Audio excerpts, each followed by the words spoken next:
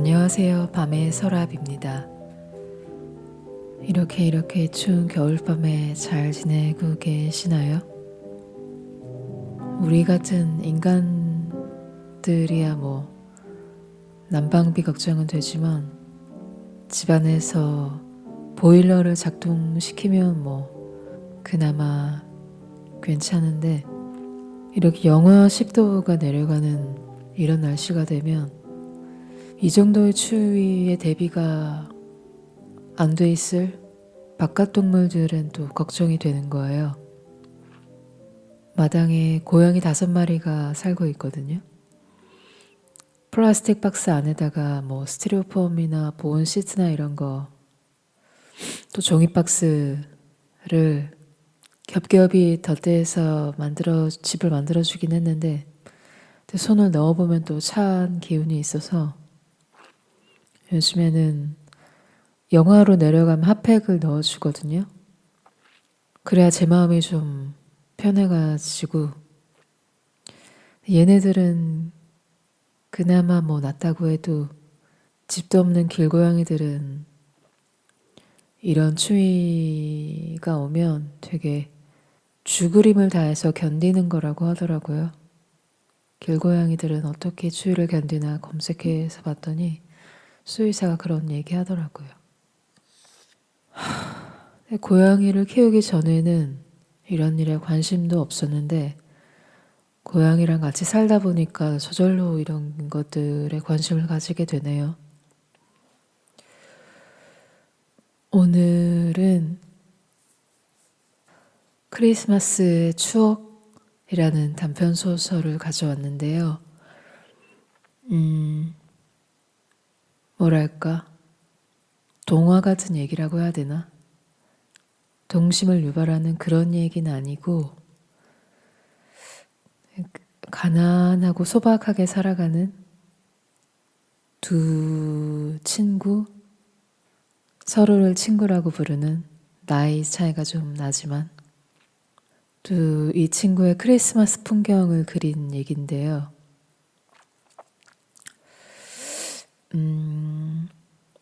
좋더라고요.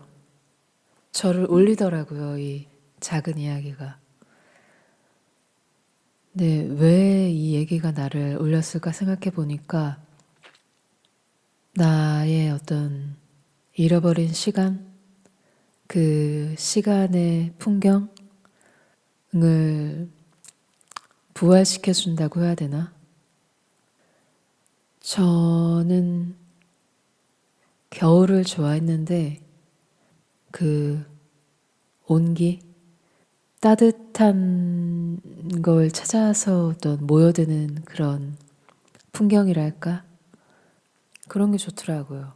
그러니까 붕어빵 먹으려고 천막 아래에서 붕어빵을 막 만들고 있고 연기가 나고 그 앞에 옹기종기 사람들이 모여있는 모습도 그렇고, 어렸을 때 겨울에 아빠가 퇴근하고 돌아오면 아랫목에 이렇게 이불을 펴놓잖아요.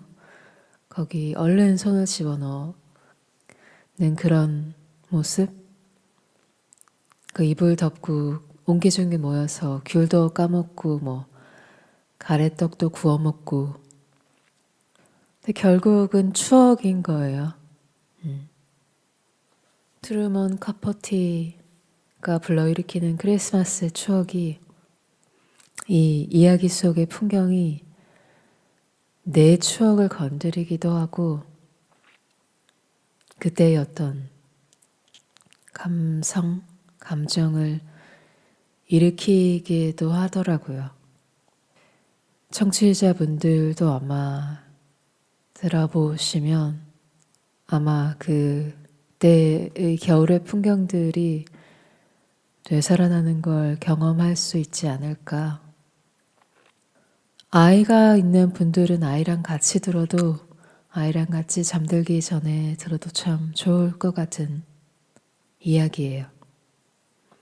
크리스마스 이브의 밤이 누군가에게는 좀 떠들썩하기도 하고 또 누군가에게는 로맨틱하기도 할 거고, 또 누군가에게는 외롭고 쓸쓸하기도 할 거고, 또 누군가에게는 머릿속이 잡스러울 것 같기도 하고. 근데 어쨌든 그러거나 저러거나 이 겨울밤의 문을 닫기에 참 좋은 이야기일 것 같아요. 그럼 지금부터 크리스마스의 추억 속으로 들어가 보겠습니다. 들으면서 주무세요.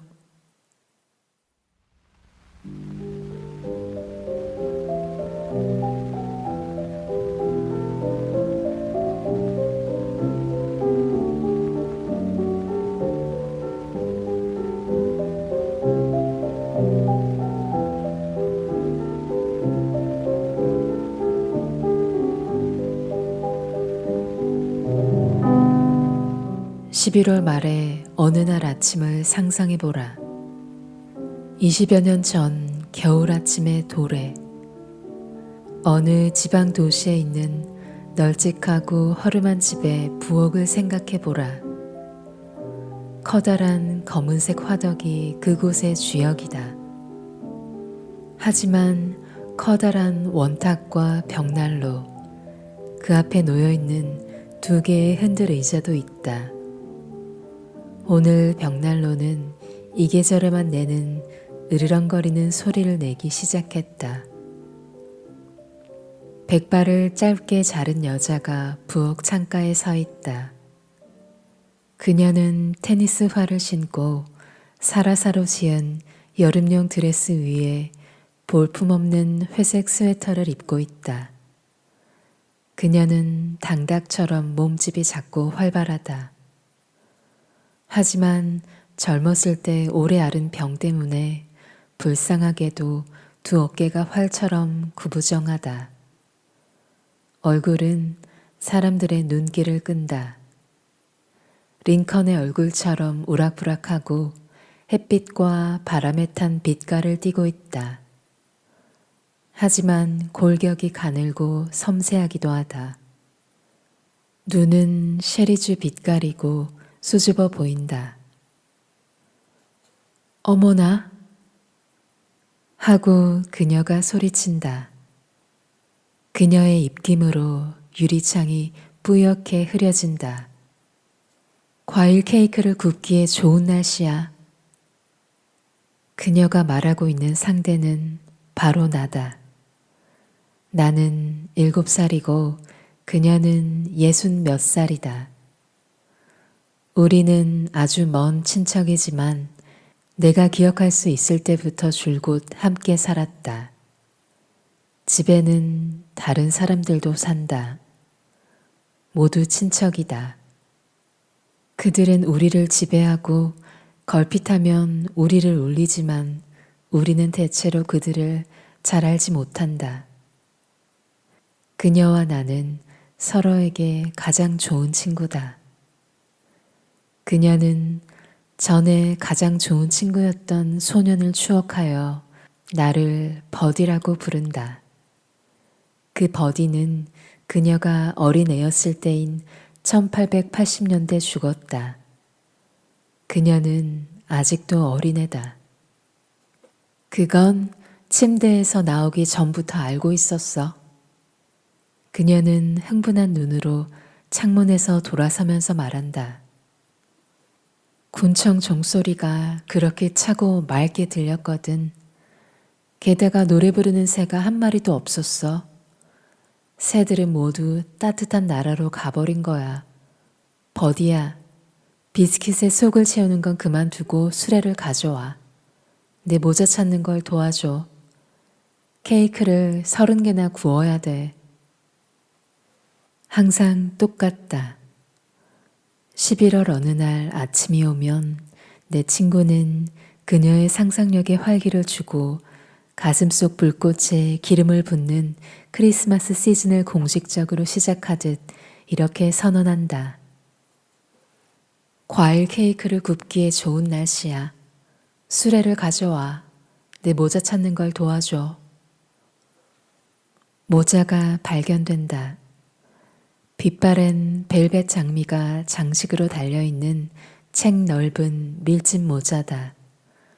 원래는 좀 더 세련된 친척의 모자였다. 우리는 함께 수레를 정원으로 끌어내어 호두나무 숲으로 들어간다. 수레는 내 것이다. 내가 태어났을 때 나를 위해 구입한 것이다. 고리버들로 만들어졌지만 좀 헐거워졌고 바퀴는 주정뱅이의 다리처럼 비틀거린다. 하지만 충실한 물건이다. 봄이 되면 우리는 그것을 숲으로 가져가서 현관 화분에 심을 꽃과 허브와 고사리로 가득 채운다. 여름에는 소풍 바구니와 수수대로 만든 낚싯대를 싣고 개울가로 내려간다. 겨울에도 쓸모가 있다. 숲에서 부엌까지 뗄나무를 가져오는 손수레로 쓰이고 우리 강아지 퀸이의 따뜻한 잠자리로도 쓰인다. 주황색과 하얀색 털이 섞인 퀸이는 홍역에 걸리고도 살아났고 방울뱀한테 2번이나 물리고도 살아남은 다부진 레테리어다. 퀸이는 지금 손수레 옆에서 종종 걸음을 치고 있다. 3시간 뒤 우리는 바람에 떨어진 호두를 손수레에 수북이 담아서 부엌으로 돌아와 겉껍질을 벗기고 있다. 호두를 줍느라 허리를 구부리고 있었더니 등이 아프다. 나뭇잎과 풀잎 사이에 숨어있는 호두를 찾아내긴 여간 어렵지 않았다. 딱 껍데기가 쪼개지면서 작은 우레소리처럼 유쾌한 소리가 나고 기름기가 많은 달콤한 상아빛 과육이 젖빛 유리로 만든 주발에 작은 황금빛 산처럼 수북이 쌓인다. 퀸이가 아빠를 들고는 맛을 보게 해달라고 조른다. 내 친구는 이따금 퀸이에게 호두를 몰래 주지만 우리는 먹고 싶어도 참아야 한다고 주장한다. 우리는 먹으면 안 돼, 버디. 일단 먹기 시작하면 멈출 수가 없게 돼. 그런데 호두는 충분치 않아. 케이크 30개를 만들기엔. 부엌은 점점 어두워지고 있다. 어스름이 유리창을 거울로 바꾼다. 난로가에서 난로 불빛을 받으며 일하는 우리의 모습이 유리창에 비쳐 밖에서 떠오르는 달과 섞인다. 달이 높이 떠올랐을 때 마침내 우리는 마지막 겉껍질을 난로 불 속에 던지고 함께 한숨을 내쉬며 껍질에 불이 붙는 것을 지켜본다. 손수레는 비었고 그릇은 가장자리까지 가득 찼다. 우리는 저녁으로 차가운 비스킷과 베이컨과 블랙베리 잼을 먹고 내일 할 일을 의논한다. 내일은 내가 제일 좋아하는 일이 시작된다. 바로 장을 보는 일이다. 체리와 시트론, 생강과 바닐라, 파인애플 통조림, 과일 껍질, 건포도와 호두, 위스키, 그리고 엄청나게 많은 밀가루와 버터, 많은 달걀, 향신료와 조미료.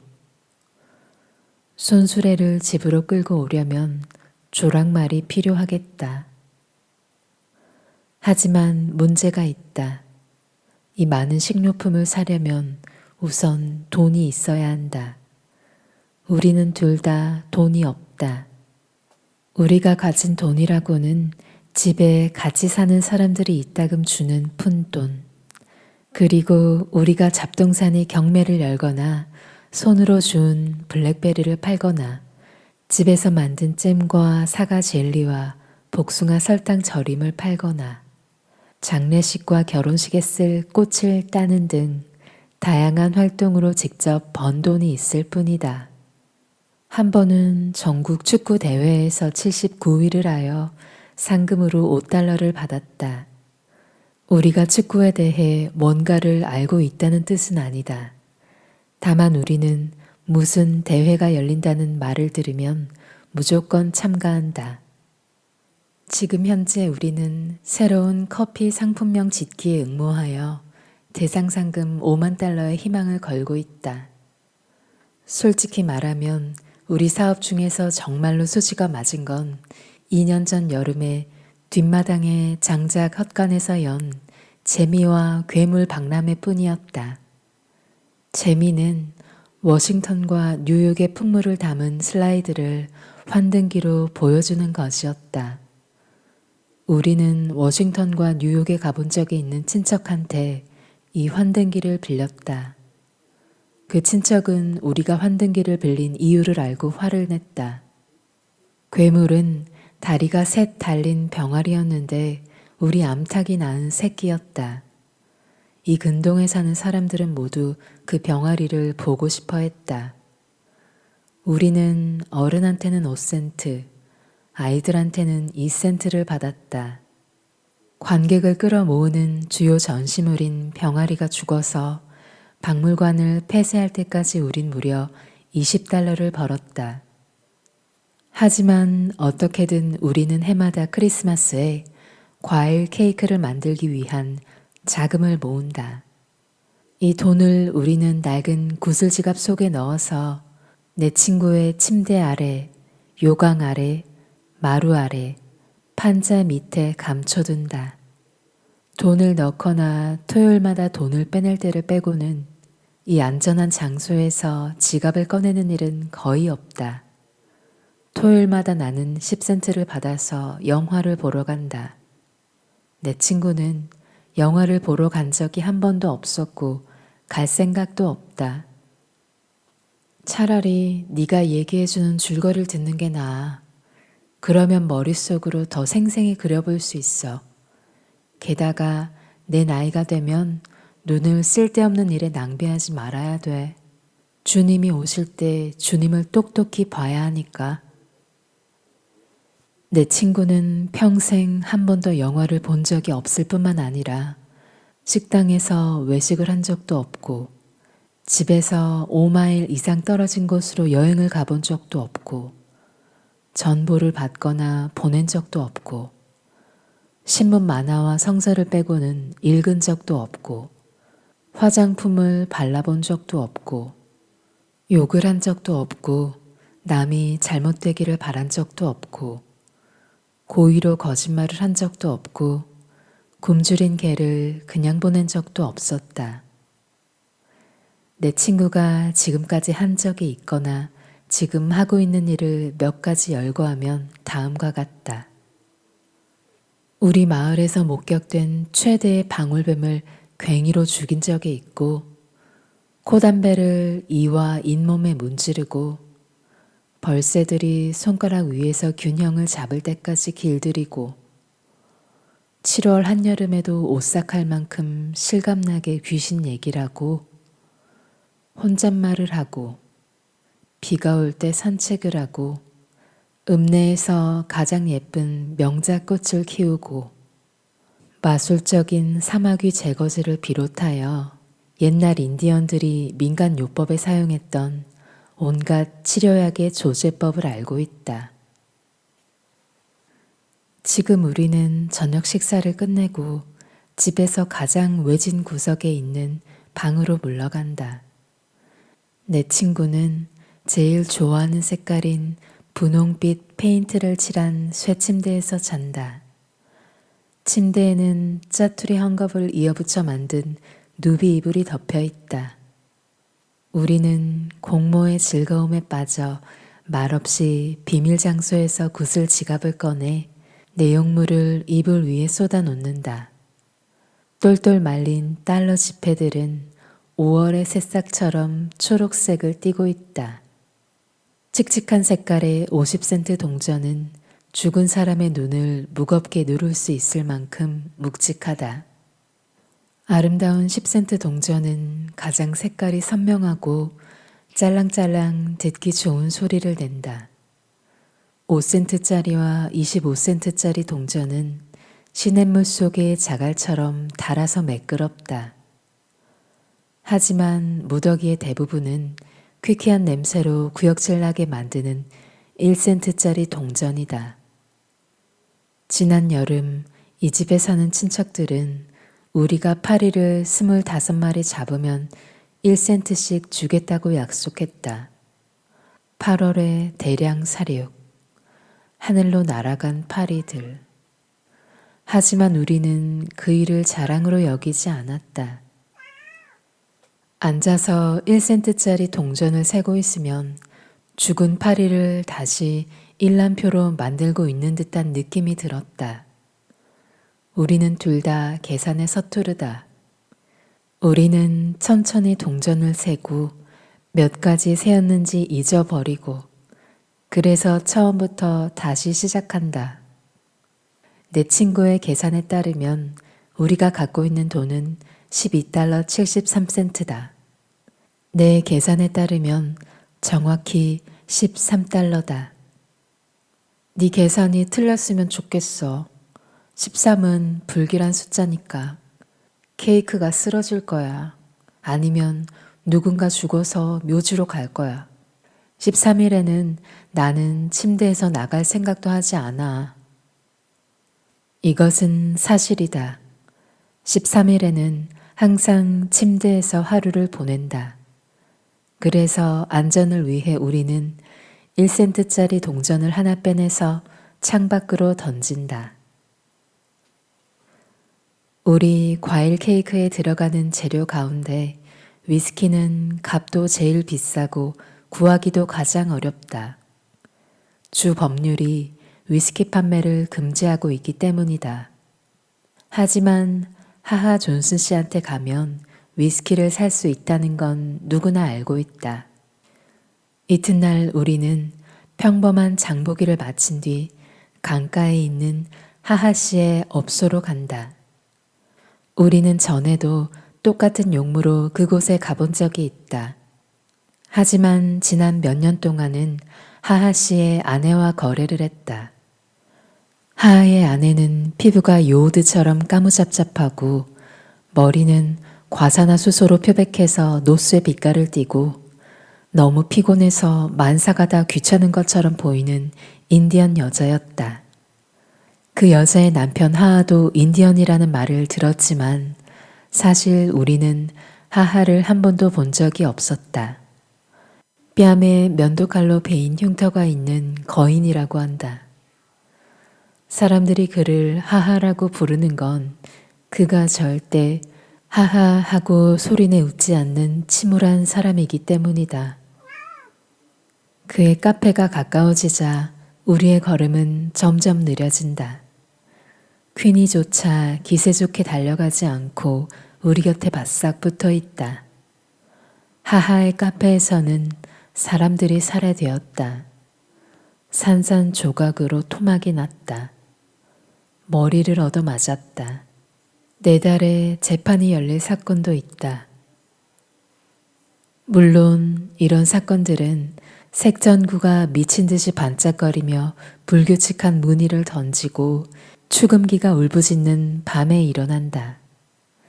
낮에는 하하의 가게도 누추하고 황폐하다. 나는 문을 두드린다. 퀸이가 짖는다. 내 친구가 소리친다. 하하 부인 계세요? 아무도 없어요? 발소리가 들리고 문이 열린다. 우리 심장이 뒤집힌다. 하하 존스 씨다. 그리고 그는 거인이다. 흉터도 있다. 그는 웃지 않는다. 웃기는커녕 악마처럼 눈꼬리가 올라간 눈으로 우리를 노려보며 묻는다. 하하는 왜 찼소? 우리는 잠시 마비 상태에 빠져 아무 말도 못한다. 곧 내 친구가 목소리를 반쯤 찾아낸다. 기껏해야 속삭이는 소리밖에 나지 않는다. 죄송하지만 하하 씨의 최고급 위스키를 1리터만 얻고 싶은데요. 그의 눈꼬리가 더 올라간다. 믿을 수 없다. 하하가 미소를 짓고 있다. 소리내어 웃기도 한다. 두 사람 가운데 누가 술꾼이요? 과일 케이크를 만들 거예요, 하하씨. 요리형이에요. 이 말에 하하는 냉정해진다. 그가 눈살을 찌푸린다. 좋은 위스키를 그런 식으로 낭비할 순 없소. 그러면서도 그는 그늘진 카페 안으로 들어갔다가 잠시 후 데이지 같은 노란색 증류수가 들어있는 병을 들고 나타난다.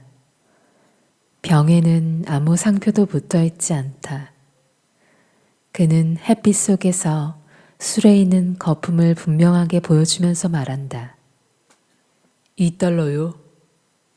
우리는 5센트짜리와 10센트짜리와 1센트짜리 동전으로 술값을 치른다.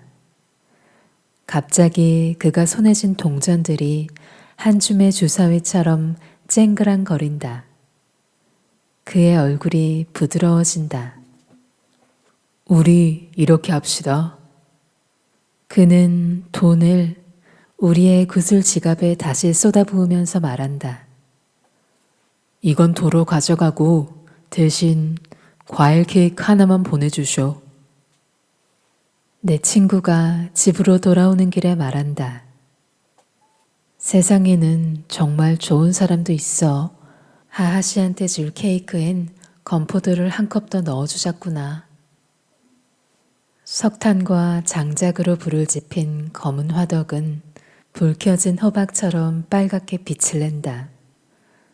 달걀 거품기가 돌아가고 숟가락이 빙글빙글 돌면서 양푼에 든 버터와 설탕을 뒤섞고 바닐라가 달콤한 냄새를 풍기고 생강이 거기에 톡 쏘는 맛을 준다.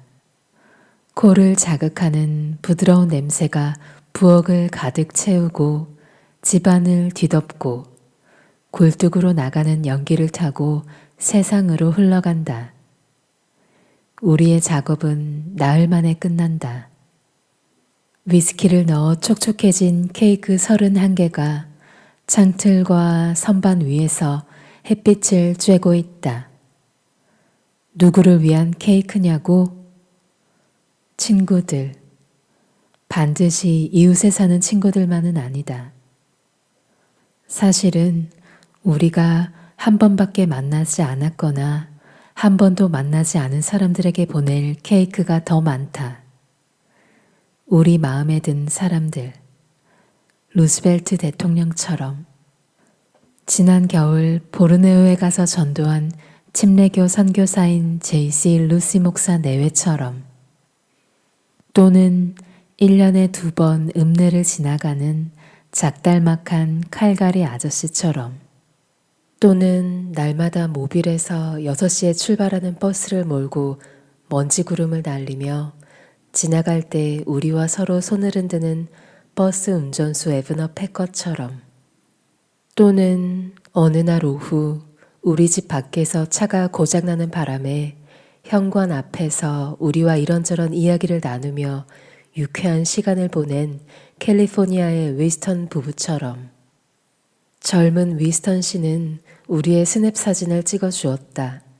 그것은 우리가 난생 처음 찍은 사진이었다.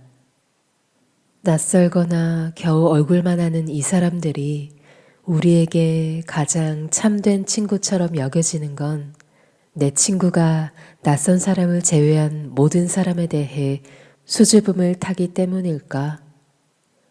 나는 그렇게 생각한다. 또한 우리가 스크랩북에 복원해둔 백악관 편지지에 적힌 감사 편지. 이따금 캘리포니아와 보르네오에서 날아온 편지. 칼갈이 아저씨가 보내준 1센트짜리 우편 엽서들은 하늘이 조금밖에 보이지 않는 부엌 너머의 파란만장한 세상과 우리가 이어져 있다는 느낌을 준다. 이제 벌거벗은 12월의 무화과 나무 가지가 창문에 닿아 삐걱거리고 있다. 부엌은 텅 비었고 케이크는 모두 사라졌다. 어제 우리는 마지막 케이크를 우체국으로 가져가서 지갑을 탈탈 털어 우편 요금을 치렀다. 우리는 이제 한 푼도 없는 빈털털이다.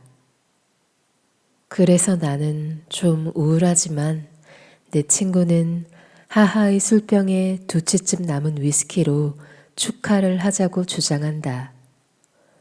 퀸이는 커피 사바라 위스키 한 숟가락을 받는다. 나머지 위스키를 우리는 유리잔 2개에 똑같이 나누어 따른다.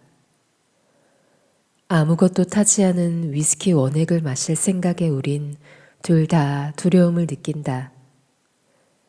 위스키 맛은 찡그린 표정과 짜릿한 몸서리를 불러일으킨다. 하지만 이윽고 우린 노래를 부르기 시작한다. 둘이 동시에 다른 노래를 부르고 있다. 나는 내가 부르는 노래의 가사를 모른다. 그저 자, 가자, 어서 가자, 어두운 읍내의 무도회장으로 하고 노래할 뿐이다. 하지만 나는 춤을 출 수 있다. 나는 영화에 출연하는 탭댄서가 될 작정이다. 춤추는 내 그림자가 벽 위에서 신나게 뛰논다. 우리 목소리가 도자기를 흔든다. 우리는 킬킬거린다. 보이지 않는 손이 우리를 간지리고 있는 듯하다. 퀸이가 발랑 드러누워 앞발로 공기를 휘젓는다. 퀸이의 검은 입이 양옆으로 벌어져 싱긋 웃고 있는 것 같다. 나는 탁탁 소리를 내며 타오르는 장작처럼 마음이 따뜻해지고 생기가 넘치는 것을 느낀다. 내 마음은 굴뚝 속의 바람처럼 무사태평하다.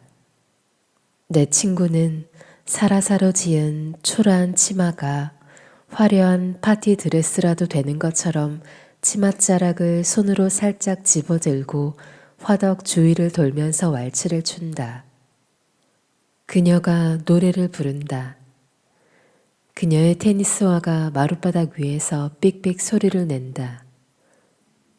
들어온다. 2 친척이 잔뜩 화가 나 있다. 꾸짖는 눈과 야단치는 혀를 가진 강력한 사람들. 뒤죽박죽으로 쏟아져 나온 말들이 한데 어울려 분노에 찬 가락을 이룬다. 7살짜리 어린애. 어린애 입에서 위스키 냄새. 당신 미쳤어? 7살짜리 어린애한테 술을 먹이다니? 미친 게 분명해. 파멸로 가는 길이야. 사촌 케이트를 기억해? 찰리 삼촌을 기억해? 찰리 삼촌의 처남을 기억해? 수치야, 망신이야. 무릎 꿇고 기도해. 주님께 용서를 빌어. 퀸이가 화덕 밑으로 슬금슬금 기어 들어간다. 내 친구는 신발을 뚫어지게 내려다본다. 턱이 바들바들 떨린다. 그녀는 치맛자락을 들어 올리고 코를 풀고 자기 방으로 달려간다. 읍내가 잠들고 시간을 알리는 종소리와 꺼져가는 난로불이 탁탁거리는 소리를 제하고는 집안이 조용해진 뒤에도 그녀는 벌써 과부의 손수건처럼 흠뻑 젖은 베개에 얼굴을 묻고 오랫동안 흐느껴 울고 있다. 울지 마. 나는 그녀의 침대 발치에 앉아서 말한다. 작년 겨울에 감기에 걸렸을 때 먹은 물약 냄새가 나는 플란넬 잠옷을 입었는데도 추워서 몸이 덜덜 떨린다. 울지 마. 나는 그녀의 발가락을 지분거리고 발을 간지리면서 애원한다. 그렇게 나이를 먹었는데 아직도 울다니. 그래서 우는 거야. 그녀가 딸꾹질을 한다. 나는 너무 늙었어. 늙고 머리가 돌았어. 아니야. 돈 게 아니라 재밌는 거야. 누구보다도 재밌어. 울음을 그치지 않으면 내일은 너무 피곤해서 나무를 자를 수 없을 거야. 그녀가 일어나 앉는다. 퀸이가 그녀의 뺨을 핥으려고 침대 위로 뛰어오른다. 침대는 퀸이에게 금지된 곳이다. 나도 예쁜 나무가 어디 있는지 알고 있어. 구골나무가 있는 곳도 알고 있어. 구골나무엔 네 눈만큼 커다란 열매가 달렸지. 숲속으로 한참 들어간 곳에 있어. 우리가 지금까지 가본 곳보다 훨씬 멀어. 아빠는 그곳에서 크리스마스 트리를 베어서 가져오곤 하셨지. 나무를 어깨에 메고 가져오셨어. 그게 50년 전이야. 어서 아침이 왔으면 좋겠다. 아침. 풀잎에 내린 서리가 얼어서 반짝반짝 빛난다. 오렌지처럼 둥글고 더운 계절의 달처럼 오렌지색을 띤 해가 지평선 위에서 평형을 유지하며 은빛을 띤 겨울 나무들을 반짝이게 한다. 야생 칠면조 한 마리가 소리를 지른다. 우리에서 탈출한 돼지가 덤불 속에서 꿀꿀거린다. 곧 개울이 앞길을 가로막는다. 무릎까지 올라오는 물이 빠르게 흐르고 있다. 우리는 개울가의 선수레를 놓아두고 갈 수밖에 없다. 퀸이가 먼저 개울을 건넌다. 물살이 빠르고 폐렴에 걸릴 만큼 물이 찬 것을 멍멍 짖는 소리로 불평하면서 물을 저어 나아간다. 우리는 신발과 장비를 머리 위로 받쳐들고 퀸이를 따라간다. 개울을 건넌 뒤에도 1마일을 더 걸어간다. 우리 옷가지를 붙잡는 가시와 돌기를 혼내주고 울긋불긋한 균류와 빠진 깃털로 멋지게 장식한 녹빛 솔잎을 지나 걸어간다. 여기저기서 새들이 번개처럼 휙휙 지나가고 날개를 퍼덕거리고 무아지경에 빠져 새된 목소리로 울어댄다. 그것은 모든 새가 남쪽으로 날아가진 않았다는 것을 일깨워준다.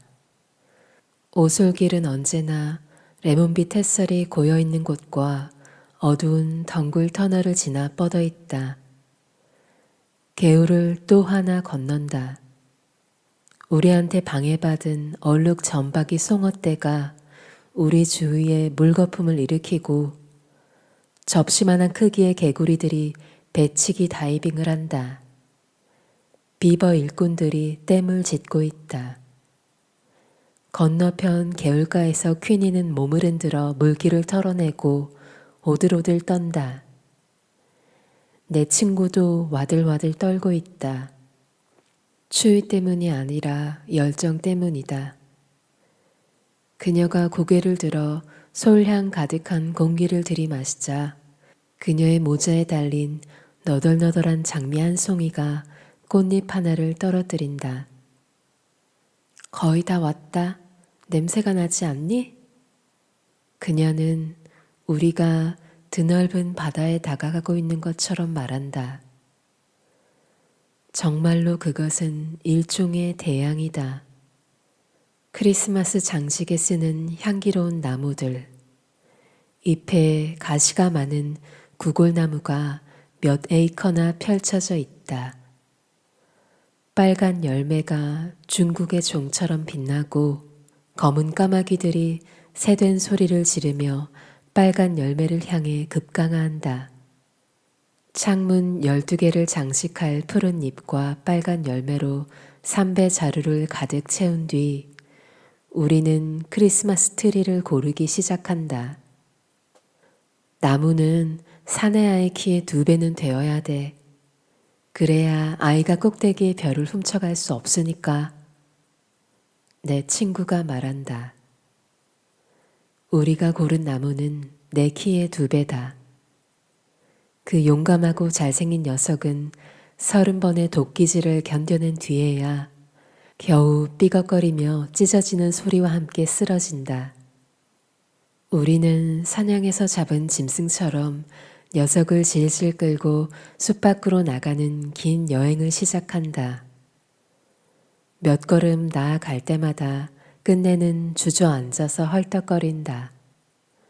하지만 우리는 승리한 사냥꾼의 장점을 갖고 있다. 그리고 나무의 강력하고 얼음 같은 향기가 우리에게 활력을 주고 우리를 자극한다. 해가 질 무렵에 우리는 읍내로 이어진 붉은 진흙길을 따라 돌아간다. 많은 찬사와 칭찬이 우리를 뒤따른다. 지나가는 사람들이 우리 손수레 위에 놓인 보물을 칭찬해도 내 친구는 교활하고 어물쩍한 태도를 취한다. 정말 멋진 나무군요. 어디서 구했어요? 저기요. 그녀는 애매하게 중얼거린다. 한 번은 자동차가 멈춰서더니 돈 많은 물방앗간 주인의 게으른 아내가 밖으로 몸을 내밀고 애걸하듯 말한다. 그 나무를 나한테 주면 현금으로 25센트를 줄게요. 그러자 평소에는 싫다고 말하기를 두려워하는 내 친구가 당장 고개를 젓는다. 1달러를 준대도 안 팔아요. 물방앗간 주인의 아내도 끈질기다. 1달러라고요?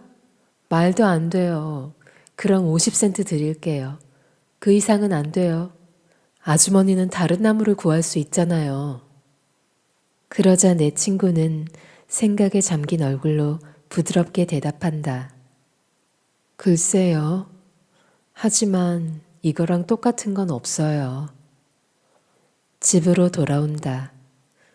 퀸이는 난로가에 털썩 엎드려 사람처럼 요란하게 코를 골면서 이튿날까지 잠을 잔다. 다락방 트렁크에는 이런 물건들이 들어있다. 구두 상자에 든 담비 꼬리, 한때 이 집에 새빵 하나를 얻어 살았던 별난 여자의 야회용 케이프에서 떼어낸 것, 오래되어 금색으로 변한 달아빠진 금속 실꾸러미, 은빛 별 하나, 캔디 모양의 알전구가 줄줄이 달린 낡고 짧은 끈, 충분하지는 않지만 훌륭한 장식들이다. 내 친구는 우리 트리가 침례교회 창문처럼 빛나기를 바란다. 장식으로 눈을 잔뜩 얹어서 그 무게로 가지가 축 늘어지기를 바란다. 하지만 우리는 싸구려 잡화점에서 파는 화려한 일본제 장식품을 살 돈이 없다. 그래서 우리는 늘 했던 대로 한다. 며칠 동안 부엌 식탁 앞에 앉아서 가위와 크레용과 색종이로 트리 장식을 만드는 것이다. 나는 그림을 그리고 내 친구는 그것을 가위로 오린다. 고양이와 물고기, 사과와 수박, 날개 달린 천사들. 우리는 안전핀을 이용해 이 창작품을 트리에 매단다. 그리고 마지막 마무리로 목화를 잘게 찢어서 나뭇가지에 뿌린다. 내 친구는 그 효과를 살펴보면서 두 손을 꼭 움켜쥔다. 버디야, 솔직하게 말해봐. 먹고 싶을 만큼 멋져 보이지 않니? 퀸이는 천사를 먹으려고 애쓴다. 앞쪽 유리창을 모두 장식할 구골나무 화환을 엮고 리본을 달자 다음에 할 일은 가족에게 줄 선물을 만드는 것이다. 여자용으로는 홀치기 염색을 한 목도리, 남자용으로는 감기에 초기 증세가 나타나거나 사냥을 끝낸 뒤에 먹을 시럽을 레몬과 감초와 아스피린으로 손수 만들었다. 하지만 친구와 나는 서로에게 줄 선물을 만들 시간이 되자 몰래 일하려고 헤어진다. 나는 그녀에게 진주 손잡이가 달린 나이프와 라디오, 초콜릿을 씌운 체리 1파운드를 사주고 싶지만 대신 연을 만든다. 그녀는 나한테 자전거를 주고 싶어 한다. 그녀는 자전거 대신 나에게 줄 연을 만들고 있을 것이다. 나는 그렇게 확신한다. 작년과 재작년에도 그녀는 연을 주었다. 그 전해에는 고무줄로 만든 새 총을 서로 주고받았다. 이 모든 건 나에게 더할 나위 없이 좋은 선물이다. 우리는 뱃사람처럼 바람을 살피면서 멋지게 연을 날리기 때문이다. 내 친구는 나보다 능숙해서 구름을 움직일 만한 바람이 불지 않을 때에도 연을 하늘 높이 띄울 수 있다. 크리스마스 전날 오후에 우리는 간신히 5센트를 모아서 퀸이에게 줄 전통적 선물을 사기 위해 푸주간에 간다. 퀸이에게 줄 선물은 오랫동안 갉아먹을 수 있는 소 뼈다귀다. 만화가 그려진 신문지로 싼 뼈다귀는 트리 꼭대기에 은별 가까이 놓아둔다. 퀸이는 뼈다귀가 거기에 있다는 것을 알고 있다. 퀸이는 트리 발치에 쪼그리고 앉아서 탐욕으로 무아지경에 빠져 그 뼈다귀를 뚫어지게 쳐다본다. 잠자리에 들 시간이 되어도 퀸이는 꼼짝하지 않는다. 내 흥분도 퀸이의 흥분에 못지않다. 나는 지독하게 더운 여름밤이라도 되는 것처럼 이불을 걷어차고 베개를 뒤집는다. 어딘가에서 수탉이 운다. 거짓 울음이다. 해는 아직도 세계의 반대편에 있기 때문이다. 버디야, 깨어있니? 내 친구가 내 방 옆에 붙어 있는 자기 방에서 부른다. 그리고 잠시 뒤에 그녀는 촛불을 들고 내 침대에 앉아 있다. 한숨도 못 자겠어. 가슴이 산토끼처럼 뛰고 있어. 버디야, 루즈벨트 부인이 만찬에 우리가 보낸 케이크를 내놓을까? 우리는 침대에서 몸을 둥글게 웅크린다. 그녀는 내 손을 다정하게 움켜쥔다. 전에는 네 손이 훨씬 작았던 것 같은데 나는 네가 자라는 걸 보기 싫은가 봐. 네가 어른이 되어도 우리는 여전히 친구일까? 나는 영원히 친구일 거라고 말한다. 하지만 정말 유감이야. 너한테 자전거를 꼭 주고 싶었는데 나는 아빠가 준 카메라를 팔려고 했어. 그녀는 난처한 듯 머뭇거린다. 올해도 너를 위해 연을 만들었어. 그러면 나도 그녀에게 줄 선물로 연을 만들었다고 고백한다. 우리는 함께 소리내어 웃는다. 초가 다 타서 손으로 쥘 수 없을 만큼 짧아졌다. 촛불이 꺼지자 별빛이 드러난다. 별들은 눈에 보이는 찬송가처럼 유리창에서 돌면서 새벽의 정막을 천천히 찬미한다. 어쩌면 우리는 잠깐 선잠이 들지도 모른다. 하지만 새벽의 첫 햇살은 찬물처럼 우리에게 튄다. 우리는 깜짝 놀라서 일어난다. 그리고 다른 사람들이 깨기를 기다리면서 집안을 돌아다닌다. 나는 닫힌 방문들 앞에서 탭댄스를 춘다. 식구들이 하나씩 나타난다. 그들은 우리 두 사람을 죽이고 싶어 하는 것 같다. 하지만 오늘은 크리스마스니까 그럴 수 없다. 우선 호화로운 아침 식사를 한다. 당신들이 상상할 수 있는 것은 모두 식탁에 오른다. 번철에 구운 과자와 튀긴 다람쥐 고기에서부터 탄 옥수수 가루와 벌집에 이르기까지 전부 다. 나와 내 친구를 빼고는 모두 이 호화로운 식사에 기분이 좋아진다. 솔직히 말하면 우리는 선물이 뭔지 빨리 알고 싶어서 한 입도 먹을 수 없다. 나는 실망한다.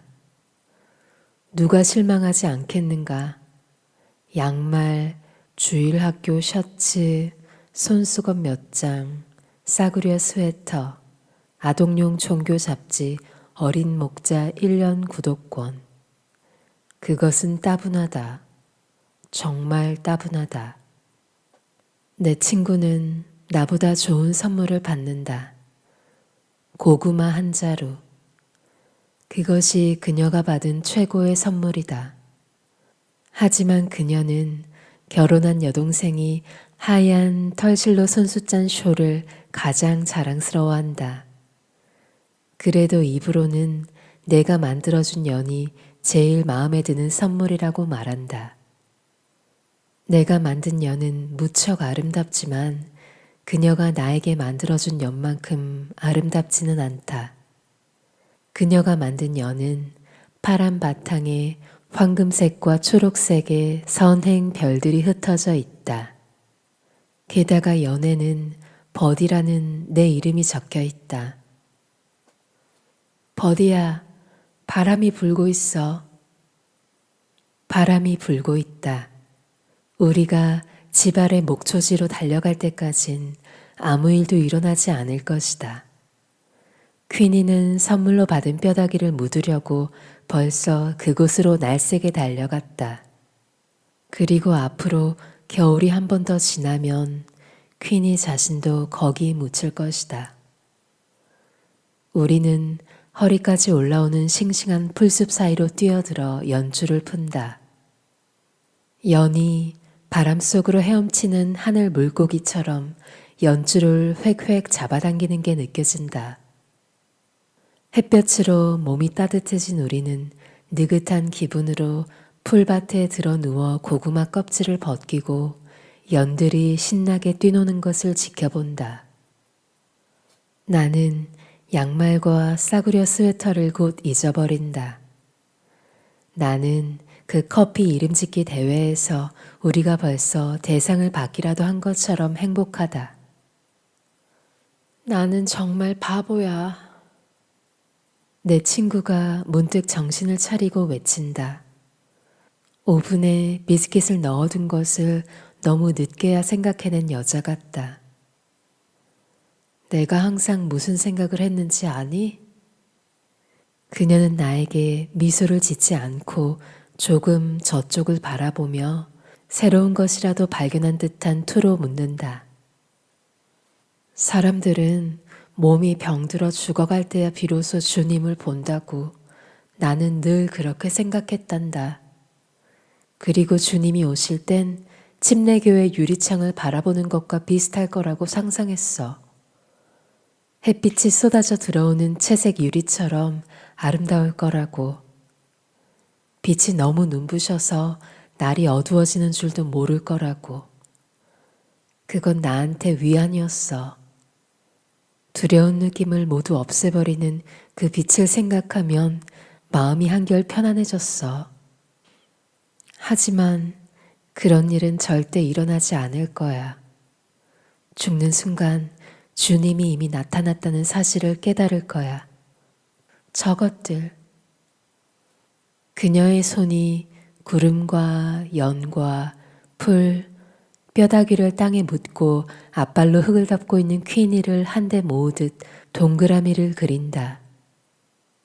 우리 눈에 늘 보였던 저것들은 주님을 보고 있었어.